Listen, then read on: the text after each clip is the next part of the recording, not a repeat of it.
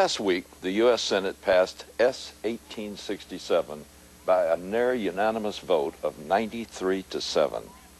Included as part of the overall defense authorization bill that finances the Defense Department, the legislation effectively allows the U.S. military to treat the U.S. domestic interior as part of the battlefield in the war on terror.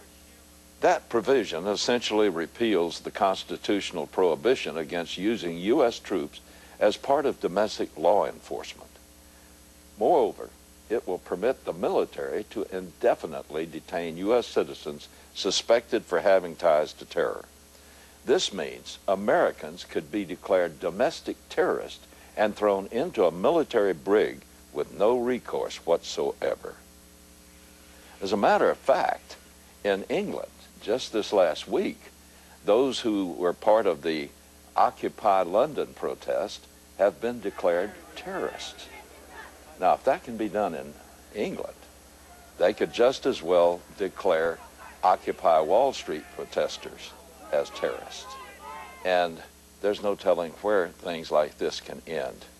This is part of the great challenge of keeping a democracy or a republic. And in order to keep freedom, you have to go along with things like that. Now, some of you may be thinking, that does sound like a great idea.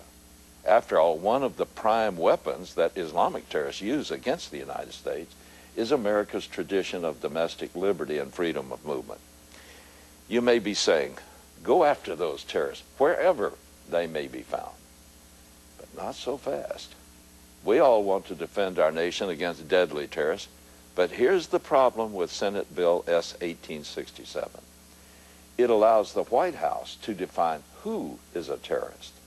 And if you take only a quick look at the Department of Homeland Security's list of potential terrorists, it includes Christian extremists, Jewish extremists, anti-immigration extremists, anti-abortion extremists, tax resistors, the alternative media, gun owners, people who stockpile gold and silver, and others who are definitely not Islamic terrorists. That's a lot of extremists. What would you guess would be the dominant political persuasion of Americans who support gun ownership? Alternative media, oppose unrestricted immigration, stockpile precious metals, distrust the government, or interpret current events as they relate to the end of the world. There's evidently some kind of an extremism to go with almost every letter in the alphabet, with one exception. If the DHS list is intended to be an exhaustive list, then Americans have nothing to fear from any extremist group that starts with an I. This provision in the Senate bill was authored in secret by Senators Carl Levin and John McCain. Pray that clearer heads will prevail and it will be stripped from the Defense Authorization Act. In the meantime, contact your senator and representative and let them know what your opinion is.